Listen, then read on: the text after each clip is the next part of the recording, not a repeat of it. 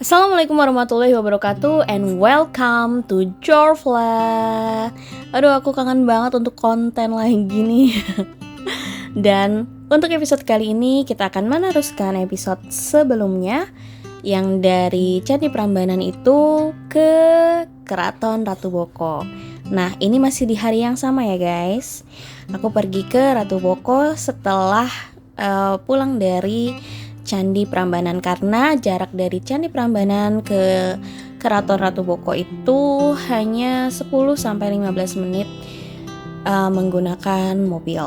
Nah, aku sudah sampai di loketnya, tapi karena aku sudah beli tiket terusan, itu jadinya aku nggak beli tiket lagi.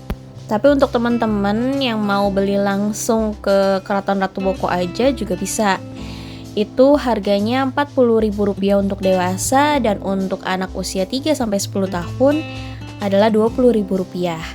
Dan kalau mau ikut seperti aku beli terusan itu harganya Rp75.000 masing-masing ke dua tempat. Kalau aku kemarin itu ke Prambanan sama ke Keraton Ratu Boko ya. Nah, ini kita sudah sampai di areal kompleks Keraton Ratu Boko.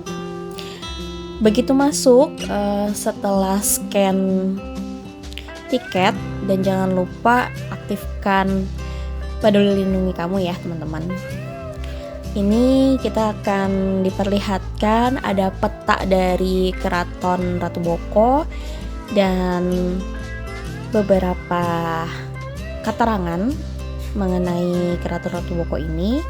Nah, secuplik peta Taman Wisata Keraton Ratu Boko dan tempat-tempat sakral atau tempat-tempat penting dari Keraton Ratu Boko ada di peta ini. Bisa disimak dulu teman-teman. Oh ya, untuk teman-teman yang mau pakai jasa gayet, di sini juga tersedia jasa gayet. Kalau nggak salah itu 100.000. Tapi kami nggak pakai jasa gayet ya teman-teman, biar bebas aja main di sini. Mungkin aku sedikit-sedikit akan menceritakan sejarah ataupun bangunan-bangunan yang ada di Keraton Ratu Boko ini ya. Bersumber dari beberapa website dan sumber-sumber lainnya. Aku akan ceritakan sejarah sedikit, itu dilansir dari borobudur.com/temple/Ratu Boko. Oke, sejarah Ratu Boko terletak sekitar 3 km ke arah selatan dari Candi Prambanan. Kawasan Ratu Boko yang berlokasi di atas sebuah bukit dengan ketinggian kurang lebih 195,97 meter di atas permukaan laut. Situs Ratu Boko sebenarnya bukan sebuah candi, melainkan reruntuhan sebuah kerajaan. Oleh karena itu, Candi Ratu Boko sering disebut sebagai Keraton Ratu Boko. Karena menurut legenda, situs tersebut merupakan istana Ratu Boko, ayah dari Loro Jonggrang. Teman-teman pernah dengar ceritanya? Buat teman-teman yang pernah dengar ceritanya, mungkin ya seperti itu dongengnya, tapi wallahu alam. Sebagai dongeng tentunya tidak bisa dipertanggungjawabkan kebenarannya ya teman-teman. Nah, kalau dari sini sebenarnya kalau tidak berawan itu akan terlihat banget Gunung Merapi di sebelah kiri kita teman-teman. Karena 2 tahun lalu aku kesini juga, itu kelihatan banget, clear banget awannya, jadi benar-benar kelihatan pemandangan ke Gunung Merapi dan ke Candi Prambanan. Di situ terlihat, mungkin di video nggak terlalu kelihatan ya, tapi kalau teman-teman langsung ke sana itu kelihatan banget. Oke, aku lanjut ya teman-teman. Diperkirakan situs Ratu Boko dibangun pada abad ke-8 oleh Wangsa Sailendra yang beragama Buddha. Nah, kalau teman-teman dari yang aku ke Prambanan itu nyimak, pasti tahu siapa itu Wangsa Sailendra. Dan ya, Wangsa Sailendra beragama Buddha. Tadinya memang beliau beragama Hindu, disebutkan seperti itu. Namun kemudian diambil alih oleh Raja-Raja Mataram yang masih Hindu atau Mataram kuno atau Mataram Hindu. Peralihan pemilik tersebut menyebabkan bangunan Keraton Boko dipengaruhi oleh Hinduisme dan Buddhisme. Di situs Ratu Boko ditemukan sebuah prasasti berangka tahun 792 Masehi yang dinamakan Prasasti Abayagiri Wihara. Isi prasasti tersebut mendasari dugaan bahwa Keraton Ratu Boko dibangun oleh Rakai Panangkaran. Prasasti Abayagiri Wihara ditulis menggunakan huruf Pranagari yang merupakan salah satu ciri prasasti Buddha. Abayagiri sendiri memiliki arti biara di bukit yang bebas dari bahaya.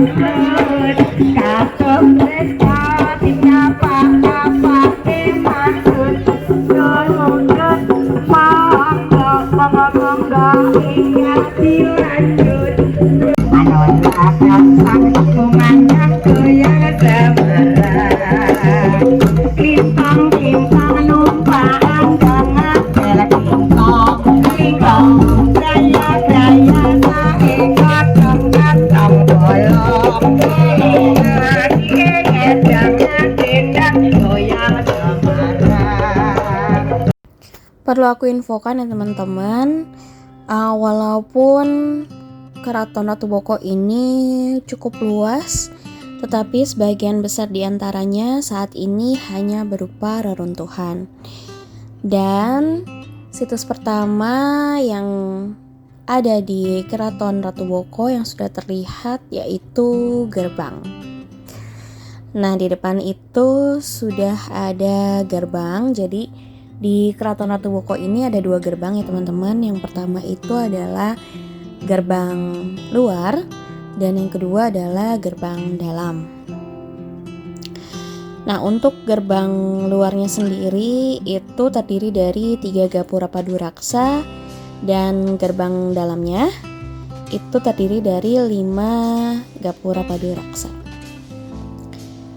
Untuk gerbang dalamnya itu gapura utama ya, sebagai gapura utama itu diapit oleh 2 gapura pengapit di setiap sisinya. Walaupun gerbang dalam ini terdiri dari 5 gapura, namun tangga yang tersedia hanya 3. 2 gapura pengapit yang kecil tidak dihubungkan dengan tangga.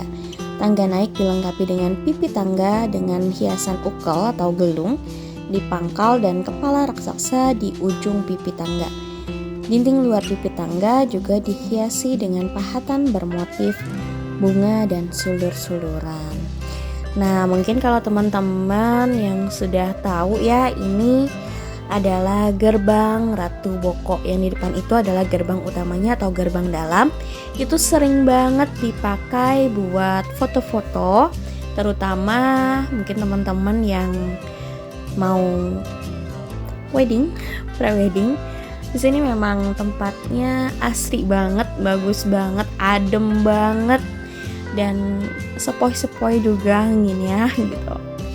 Ini bagus banget memang, apalagi kalau mungkin saat senja ya di sini, itu bakalan bagus banget foto di sini. Tuh teman-teman. Ini pemandangan ke arah bawahnya dan kita sudah disambut oleh bunyi-bunyi burung. Suara-suara burung sangat asri banget. Begitu masuk, kita sudah terlihat di sebelah kiri itu ada Candi Pembokoran. Candi Pembokoran ini berbentuk teras tanah berundak setinggi 3 meter, Letaknya sekitar 37 meter ke arah timur laut dari gerbang utama. Nah, bangunan ini berdenah dasar bujur sangkar dengan luas 26 meter persegi. Nah, ini sebenarnya lebih ke untuk pembakaran mayat ya, teman-teman. Aku nggak ke sana sebenarnya, jadi cukup divideokan saja. Dan sebenarnya adikku dan sepupuku ke sana, cuma nggak sempat divideokan, teman-teman. Nah, di sini juga ada namanya Candi Batu Kapur. Itu dibangun dari batu kapur. Diperkirakan bahwa dinding dan atapnya itu aslinya tidak terbuat dari batu, melainkan dari kayu atau yang mudah rusak. Seperti itu, teman-teman. Sebagaimana bentuk kerajaan, biasanya di depan itu memang untuk penyambutan tamu ya, teman-teman. Secara logisnya gitu. Jadi kemungkinan candi-candi yang berada di dekat gerbang itu adalah tempat penyambutan para tamu sebelum memasuki tempat raja. Seperti itu. Lanjut, kita akan melewati Paseban. Paseban merupakan kata dalam bahasa Jawa yang berarti tempat untuk menghadap raja. Seba artinya menghadap. Bangunan ini terletak sekitar 40 meter ke arah selatan dari Gapura. Paseban merupakan teras yang dibangun dari batu andesit dengan tinggi 1,5 meter, lebar 7 meter, dan panjang 38 meter. Membujur arah utara selatan. Tempat naik ke lantai Paseban terletak di sisi barat. Di berbagai tempat di permukaan lantai ditemukan 20 umpak fondasi, tempat menancapkan tiang bangunan, dan 4 alur yang diperkirakan bekas tempat berdirinya dinding pembatas. Jadi Paseban ini ada 2, saling berhadapan. Ada Paseban Timur dan Paseban Barat, teman-teman. Nah, ini diketahui adalah tempat untuk menghadap raja. Jadi tamu-tamu yang untuk menghadap raja ini ada di sebelah kiri aku. Ini kalau nggak salah ya. Aku maaf kalau misalkan ada kesalahan dari informasi yang aku berikan. Dan rajanya kemungkinan ada di sebelah kanan jalan. Assalamualaikum. Saya ingin bertamu. Saya ingin mengetahui sejarah yang ada di sini. Permisi, assalamualaikum. Selanjutnya kita akan ke arah pendopo. Tapi ya karena ini perbukitannya, teman-teman, jadi jalanannya naik turun. Dan saat ke pendopo ini lumayan curam turunnya. Jadi aku sarankan untuk berhati-hati dan pelan-pelan aja kalau memang agak susah turunnya. Terus jangan lupa pakai alas kaki yang benar-benar nyaman dan rileks di sana ya. Ya, sekarang kita sedang menuruni anak tangga menuju ke arah pendopo dan juga Kaputren.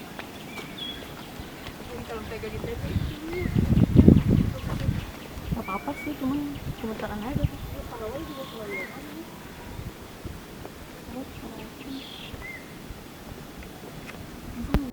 Aku berikan info tentang pendopo ya sambil kita jalan ke sana. Jadi pendopo itu sekitar 20 meter dari Paseban, arah selatan dari Gapura. Terdapat dinding batu setinggi 3 meter yang memagari sebuah lahan dengan ukuran panjang 40 meter dan lebar 30 meter. Di sisi utara, barat, dan selatan pagar tersebut terdapat jalan berupa gapura paduraksa, gapura beratap. Di beberapa tempat di bagian luar dinding tersebut terdapat saluran pembuangan air yang disebut Jaladwara yang ditemukan juga di Candi Banyuniba dan Candi Borobudur.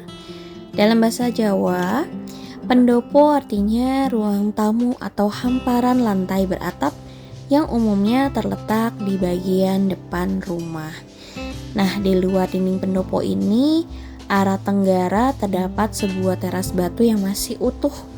Di ujungnya terdapat 3 buah candi kecil yang digunakan sebagai tempat pemujaan Dewa Wisnu. Kedua candi yang mengapitnya masing-masing merupakan tempat memuja Siwa dan Brahma. Nah, ini sebenarnya ada petunjuk arah kalau memang mau langsung ke gua dan Kaputren, tapi aku mau lurus dulu ke pendopo. Nah, di pendopo ini sangat enak sih teman-teman. Lihat dulu ya.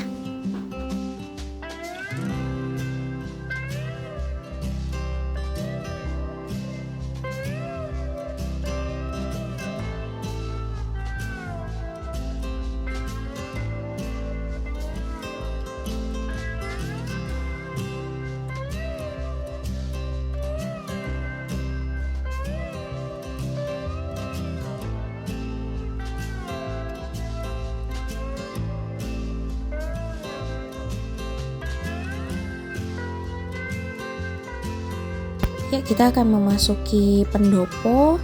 Di depan ini ada gerbang pertama dan di depan kita ada tempat masuk ke pendopo yang mana namanya gerbang Paduraksa.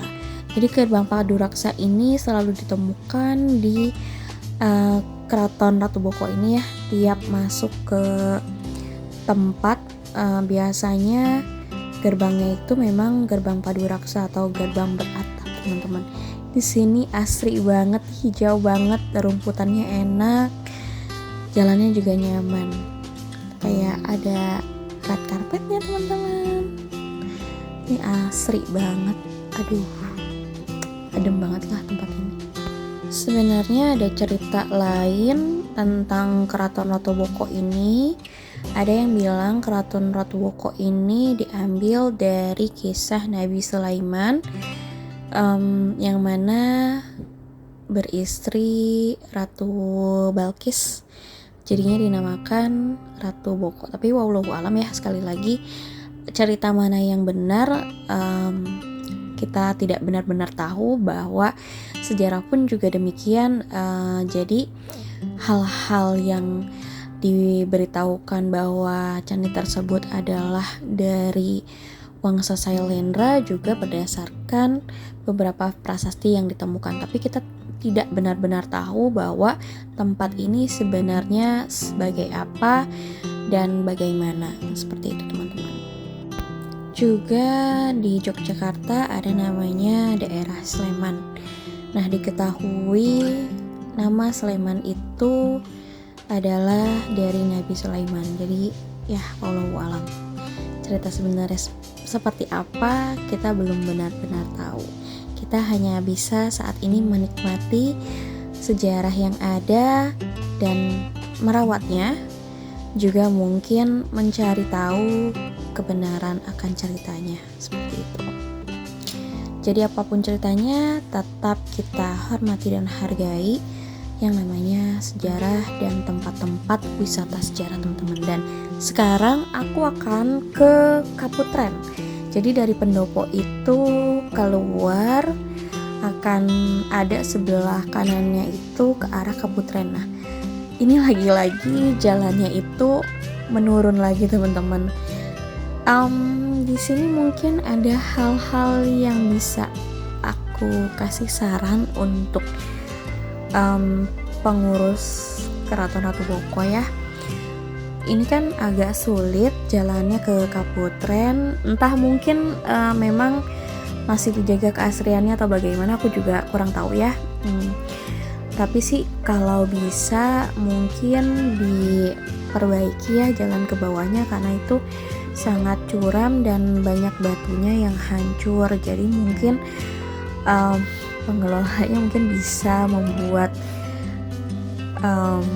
ya tangga berundak untuk ke bawah. Nah, ini ada kolam. Sebelum ke Kaputren kita melihat kolam dulu. Yang depan ini adalah kolam Putra, dan nanti di sebelah sana tuh ada seperti tembok dan ada gerbangnya juga. Itu ternyata kolam untuk putri, guys. Jadi di depan ini adalah kolam Putra. Ini sangat luas ya keraton ini tuh. Dan alhamdulillah kesana dengan cuaca yang lumayan cerah dan sangat adem di sana. Nah jadinya ini ada banyak reruntuhan kayak gini sih teman-teman. Kalau di Ratu Boko tuh lebih ke sisa-sisa reruntuhannya gitu. Padahal ini tadinya bagus sekali ya. Terus untuk kolamnya juga itu kelihatan, kalau kita lihat tuh hijau tapi kayak ada semu birunya dan agak berbias warna-warni kayak gitu teman-teman. Ya, kita simak dulu ya.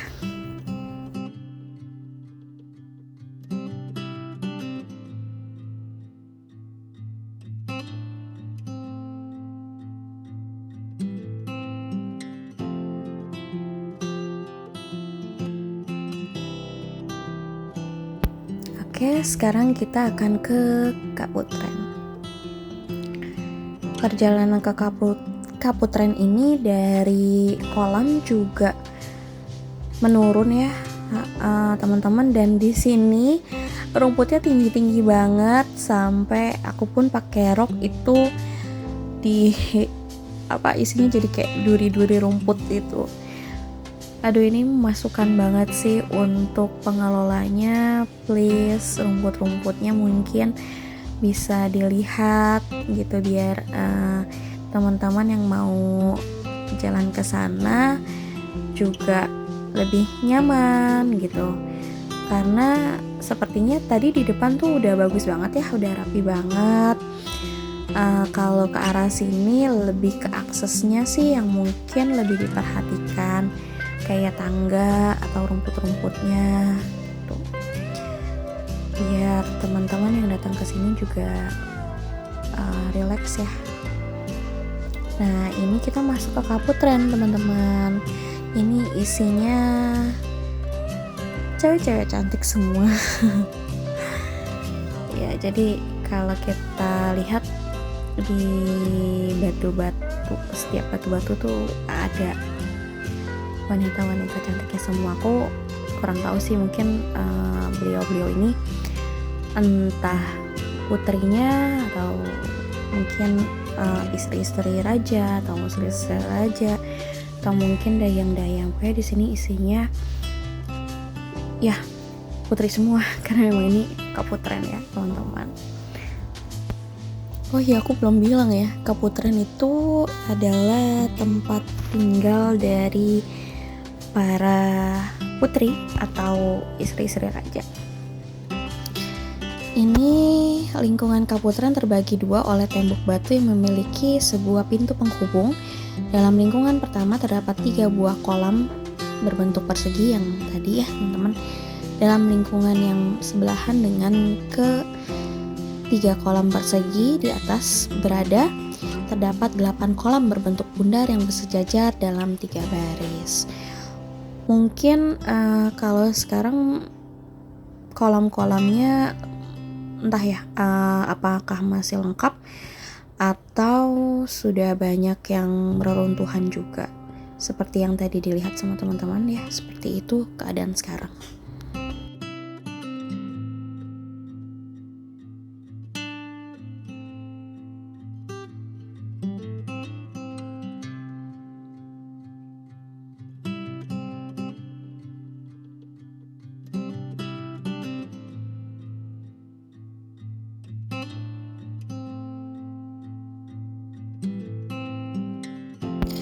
Di sini aku sempat ngebersihin duri-duri dari si rumput itu. Di sini aku sempat duduk di salah satu bangku terus sambil bersihin rok aku dari rumput-rumput. Terus ya ibu aku juga bantuin duri-duri rumput yang masuk di rok aku. Ya ini agak sedikit mengganggu sih sebenarnya.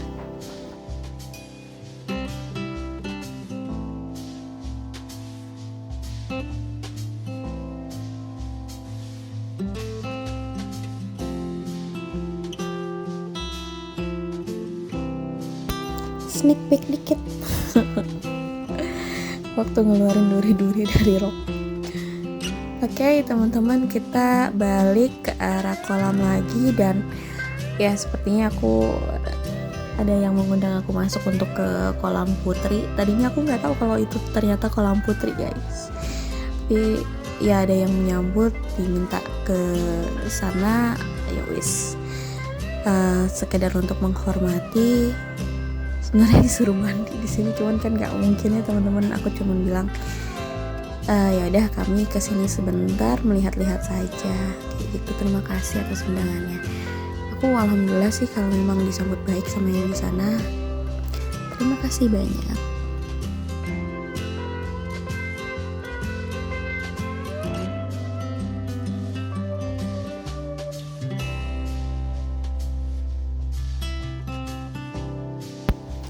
Sudah dari kolam dan sudah dari Kaputren, kita balik lagi ke tempat semula. Jadi di atas ini tuh tadi aku ada warung ya, ada bapak, kayak mungkin bapak tersebut kuncen juga kali ya, cuma memang ada rumah di situ sambil berjualan bapaknya.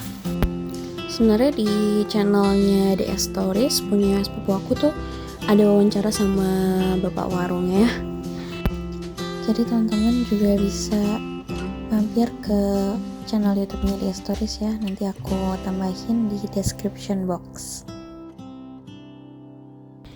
Di lereng bukit tempat kawasan Ratu Boko ini terdapat 2 buah gua yang disebut Gua Lanang dan Gua Wadon, atau gua laki-laki dan gua perempuan. Gua yang pertama adalah Gua Wadon, yang terletak sekitar 20 meter ke arah tenggara dari Paseban, lebih kecil ukurannya dibanding dengan Gua Lanang. Di bagian belakang gua terdapat relung seperti bilik. Nah, kita akan ke Gua Wadon dulu teman-teman. Tadinya aku kira Gua Wadon itu atau Gua Lanang itu juga gua yang menghubungkan ke tempat lain gitu. Maksudku seperti ke pantai kah gitu kan. Kebanyakan kan kerajaan itu punya jalan keluar sendiri gitu bila terjadi peperangan kah, atau bila terjadi suatu keadaan yang mendesak kayak gitu. Nah, tapi ternyata Gua Lanang dan Gua Wadon ini dimaksudkan untuk tempat bersemedi ini teman-teman, kayak gitu. Nah, guanya kayak gimana? Yuk kita lihat bareng-bareng.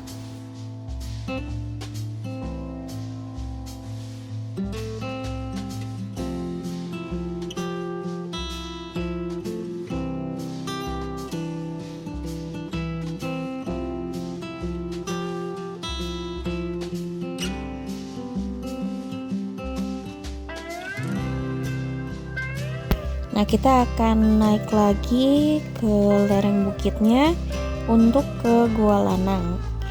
Gua Lanang ini terletak di timur laut Paseban, merupakan lorong persegi di dalam gua tersebut, masing-masing di sisi kiri dan kanan, dan di belakang terdapat relung seperti bilik. Sama seperti yang Gua Wadon ya teman-teman. Pada dinding gua terdapat pahatan berbentuk semacam figura persegi panjang. Tapi aku di gua ini nggak terlalu lama-lama, kayak ngerasainnya agak nggak enak gitu ya. Jadinya sempat nge-shoot aja sih sebentar. Terus di depannya ada seperti kolam juga ya, kolam kecil gitu.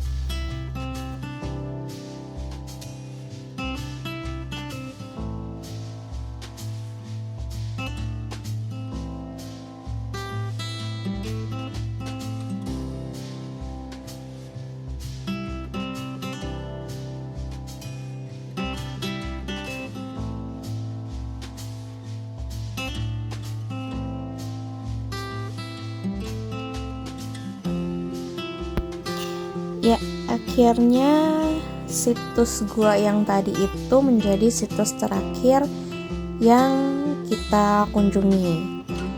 Ini adalah jalan untuk kembali ke gerbang gitu teman-teman. Jadi dari gua itu bisa langsung ke gerbang depan yang tadi gitu. Sedangkan adik aku dan kakak sepupu aku itu sempat ke tempat pembakaran atau pembakaran, dan dari tempat pembakaran itu juga terlihat gardu pandang, tapi kita nggak bisa ke sana karena aksesnya yang tidak memadai ya teman-teman, kayak banyak pohon-pohon atau mungkin rintangan-rintangan untuk sampai ke sana, jadi kita nggak bisa. Kita sudah sampai di sini aja, kembali ke depan. So ya, makasih teman-teman udah ngikutin episode kami ke Keraton Ratu Boko yang mungkin nggak terlalu panjang ya, tapi lumayan 30 menit ada. Iya, makasih teman-teman semua yang sudah menyimak episode ini, dan secara pribadi aku juga terima kasih untuk beliau-beliau yang sudah menyambut kami di sana. Mudah-mudahan kunjungan kami ke sana membawa kebaikan untuk kita semua, kayak gitu. Dan yang pasti membawa konten dan informasi yang baik, gitu teman-teman. Terima kasih semuanya, dan jangan lupa subscribe, like, komen atau share, itu boleh banget dan gratis biar aku juga semangat kontennya. Makasih semuanya, bye bye. Assalamualaikum warahmatullahi wabarakatuh. Sampai jumpa di next video.